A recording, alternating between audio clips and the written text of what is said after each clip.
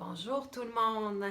Donc aujourd'hui, on va parler de comment trouver un vrai partenaire amoureux. Donc si tu es intéressé à connaître une des fausses croyances qui t'empêche de trouver ce partenaire-là, bien écoute cette vidéo-là. Donc, est-ce que tu es tanné de perdre ton temps dans les sites de rencontres et pour en fait rencontrer des gens qui ne te correspondent pas? Est-ce que tu es tanné de toujours évoluer dans les mêmes patterns relationnels depuis des années? Tu penses avoir compris et finalement ça revient encore. Est-ce que tu veux vraiment trouver le partenaire idéal avec qui tu vas pouvoir vivre une relation épanouissante? Donc, mon plus grand souhait, c'est de te voir trouver cette relation-là dont tu as tant rêvé, cette relation épanouissante dans laquelle tu vas pouvoir t'épanouir. Donc, bonjour, mon nom est Julie Cardinal. Je suis coach en leadership transformationnel et en relation consciente. Ma mission, c'est d'aider les femmes et les hommes qui en ont marre de se retrouver dans les mêmes patterns, qui désirent amener plus de clarté dans leurs relations interpersonnelles parce que ils ont besoin de comprendre pourquoi ça ne fonctionne pas. Donc, si tu fais partie de ces personnes-là, je te donne des clés aujourd'hui pour amener plus de conscience. Donc, allons-y avec la fausse croyance. Une des fausses croyances qui est le plus dommageable, puis je l'ai remarqué avec beaucoup de mes clients, c'est de penser que le bonheur est à l'extérieur de soi. Donc, que c'est à l'autre de t'amener ce bonheur-là. Faux! C'est une fausse croyance extrêmement dommageable. Pourquoi? Parce que, tu mets la responsabilité de ton bonheur sur l'autre. Une responsabilité qui est lourde à porter pour la personne en face de toi qui arrivera sûrement jamais à vraiment combler toutes tes attentes et ton bonheur. Donc, c'est une pression indue et qui va avoir le résultat comme quoi toi, tu vas être déçu. Ça fait aussi que quand on pense que le bonheur est à l'extérieur de nous ou que l'autre doit subvenir à nos besoins, mais quand on est seul, c'est difficile. C'est difficile de vivre cette solitude-là. Donc, on peut partir dans la fuite de plein de choses et se tenir encore plus éloigné de ce qu'on veut vraiment. Et aussi, ça fait que tu te places en position d'attendre un sauveur. Donc, tu attends un sauveur qui va te donner ce bonheur-là dont tu rêves. Ça te met aussi un peu comme dans un rôle de victime parce que dès que la personne en face de toi ne pourra pas vraiment te donner ce bonheur que tu souhaites tellement parce que, pour plein de raisons, ben, à ce moment-là, ce ne sera pas de ta faute, c'est la faute de l'autre qui n'a pas pu te donner ce bonheur-là que tu recherches, cette paix intérieure-là. C'est vraiment une responsabilité difficile à prendre pour l'autre personne qui est en face de toi. Donc, qu'est-ce que tu peux faire pour changer cette croyance? Première chose, il faut que tu apprennes à te connaître. Apprendre à te connaître et faire un travail sur toi. C'est une chose hyper importante. Retourner le miroir vers soi aussi. Prendre la responsabilité de ton bonheur à toi. Retourne le miroir vers toi.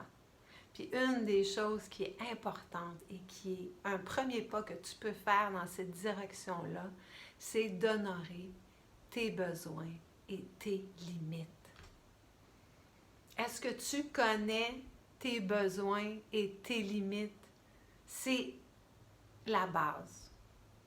La base pour être bien toi-même. Et c'est la base pour être bien en relation avec les autres. Donc, si tu attends que l'autre comble tes besoins en lui disant pas, ben tu vas être en position de manque et tu vas avoir beaucoup de frustration dans la vie. Donc, sache c'est quoi tes besoins et agis en conséquence. Nomme-les. Les limites aussi. Une des choses qui devient souvent extensible en relation, c'est les limites.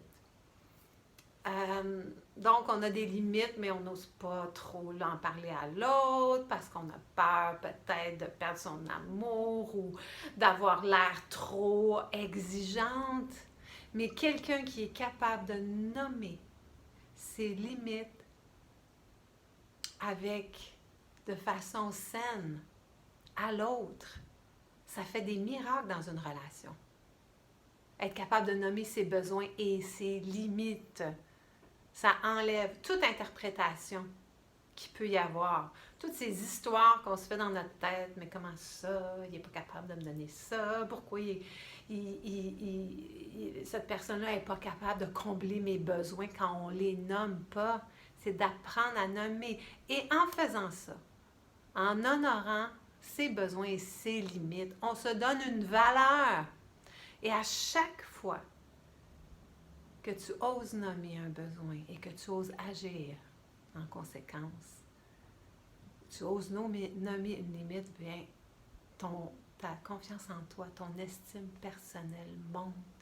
Plus ton estime personnelle monte, plus ton indice de bonheur est grand et plus tu vas être capable de vivre un bonheur avec toi-même. Parce que tu es la personne la plus importante dans ta vie.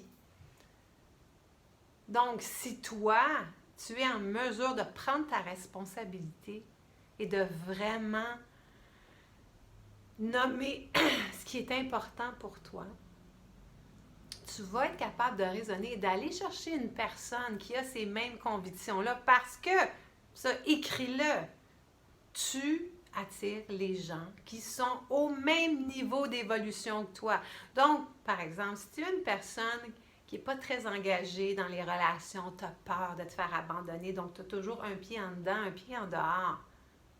Mais qu'est-ce que tu penses qui se passe avec la personne qui est face à toi? Qu'est-ce que tu attires? Est-ce que tu vas attirer quelqu'un qui est très engagé?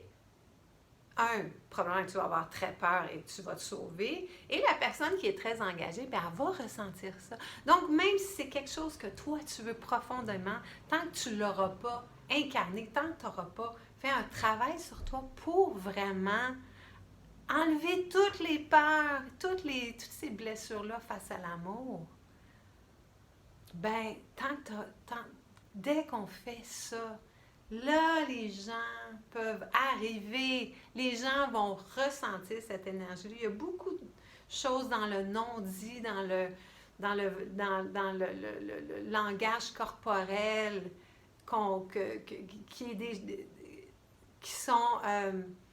qui sont perçus par l'autre personne de façon inconsciente. Donc, ce sont des clés pour toi parce que une fois qu'on prend la responsabilité, si tu renverses la vapeur et que tu prends la responsabilité de ta vie, de ton bonheur, ta vie va complètement changer. Complètement changer. Et tu vas pouvoir aller rencontrer ou vivre cette relation incroyable, cette relation amoureuse dont tu rêves depuis toujours, une relation nourrissante et engagée, parce que tu es toi-même nourrissante et engagée envers toi. Donc, un petit résumé. Donc, la fausse croyance que le bonheur est à l'extérieur de toi, qu'est-ce que ça fait? C'est que ça apporte une pression indue sur l'autre. Ça fait que la solitude est difficile à vivre quand on a cette attente-là envers l'autre. Ça fait aussi que tu perds ton pouvoir parce que tu donnes le pouvoir de ton bonheur à l'autre. Et aussi, ça crée des systèmes relationnels sauveur, sauvé, pardon, victime, bourreau, sans qu'on, ça arrive dans la relation sans qu'on l'ait vu voir à cause de toutes ces choses-là inconscientes qui sont dans notre relation dont on n'est même pas conscient. Hein? Donc, comment reprendre son pouvoir, honorer ses besoins et ses limites, un pas à la fois. Reprendre sa responsabilité de son bonheur. Donc, j'espère que cette vidéo vous a aidé. Si vous avez aimé, je vous invite à cliquer j'aime. Vous pouvez la partager aussi. Donc, je vous souhaite une bonne journée. Mon nom est Julie Cardinal. Merci d'être là.